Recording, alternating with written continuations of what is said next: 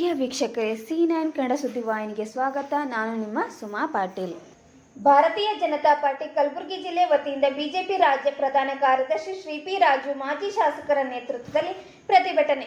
ಮಾನ್ಯರು ಇಂದು ದಿನಾಂಕ 14/9/2024 ಮಧ್ಯಾಹ್ನ 1:45 ಕಲಬುರಗಿ ನಗರದ ಸರ್ದಾರ್ ವಲ್ಲಭಾಯ್ ಪಟೇಲ್ ವೃತ್ತದಲ್ಲಿ SC/ST ಸಮುದಾಯದ ಮೀಸಲಾತಿ ರದ್ದತಿ ಮಾಡುವ ಕುರಿತು ಹೇಳಿಕೆ ಕೊಟ್ಟ ಕಾಂಗ್ರೆಸ್ ಪಕ್ಷದ ನಾಯಕ ರಾಹುಲ್ ಗಾಂಧಿ ಹೇಳಿಕೆಯನ್ನು ಖಂಡಿಸಿ ಬೃಹತ್ ಪ್ರತಿಭಟನೆಯನ್ನು ಹಮ್ಮಿಕೊಳ್ಳಲಾಗಿದೆ.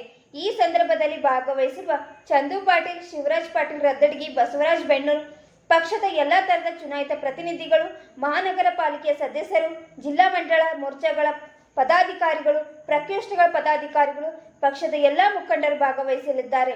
ವರದಿಗಾರರು ಚಂದ್ರಶೇಖರ್, ಚಿತ್ತಾಪುರ್.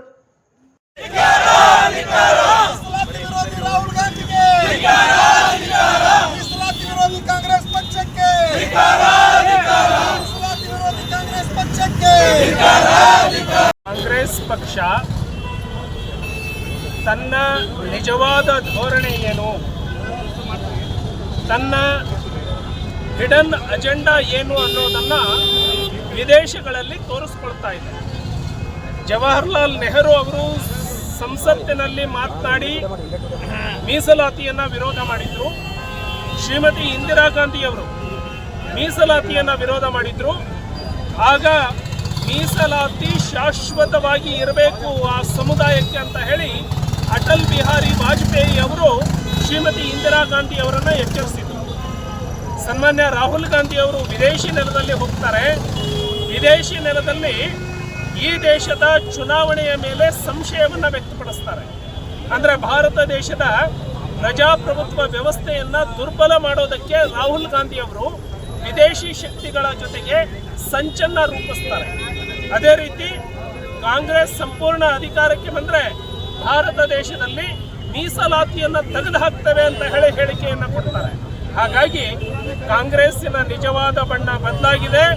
ಕಾಂಗ್ರೆಸ್ನ ಧೋರಣೆ ದಲಿತ ವಿರೋಧಿ ಧೋರಣೆ, ಕಾಂಗ್ರೆಸ್ಸಿನ ಧೋರಣೆ ಸಂವಿಧಾನ ವಿರೋಧಿ ಧೋರಣೆ.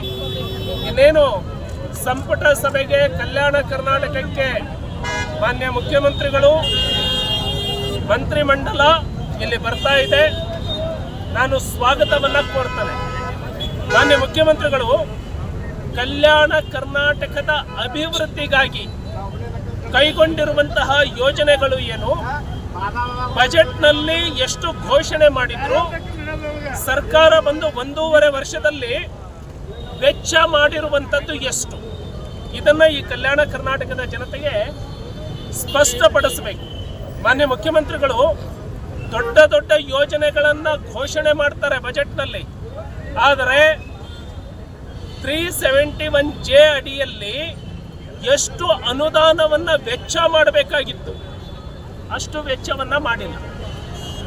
ಇವರು ನನಗೆ ಇರುವಂತಹ ಮಾಹಿತಿಯ ಪ್ರಕಾರ 65% ಸಮೇತ ಇವರು ವೆಚ್ಚವನ್ನು ಮಾಡಿಲ್ಲ. ದೊಡ್ಡ ಘೋಷಣೆಯನ್ನು ಮಾಡಿ ಅದನ್ನೇ ಪ್ರಚಾರ ಮಾಡಿಕೊಂಡು ಹೋದರೆ ಕಲ್ಯಾಣ ಕರ್ನಾಟಕ ಅಭಿವೃದ್ಧಿ ಆಗಲ್ಲ. ನಿಮ್ಮ ಬದ್ಧತಾ ವೆಚ್ಚಗಳಿಗೆ 100ಕ್ಕೆ 100 ಅನುದಾನವನ್ನು ಬಿಡುಗಡೆ ಮಾಡಬೇಕು. ಅನುದಾನವನ್ನು ಘೋಷಣೆ ಮಾಡೋದು ಬೇರೆ. ನಾನು ಕಲಬುರಗಿಗೆ, ಕಲ್ಯಾಣ ಕರ್ನಾಟಕಕ್ಕೆ ಇಷ್ಟು 1000 ಕೋಟಿಯನ್ನು ಕೊಡ್ತೀನಿ ಅಂತೇಳಿ ಬಜೆಟ್ನಲ್ಲಿ ಘೋಷಣೆ ಮಾಡೋದು ಬೇರೆ. ವೆಚ್ಚಕ್ಕೆ ಹಣವನ್ನು ಬಿಡುಗಡೆ ಮಾಡೋದು ಬೇರೆ, ವೆಚ್ಚ ಮಾಡುವಂಥದ್ದು ಬೇರೆ. ಯಾವುದು ವೆಚ್ಚ ಮಾಡಲ್ವೋ ಮಾರ್ಚ್ 31ಗೆ ವಾಪಸ್ ಹೋಗುತ್ತೆ.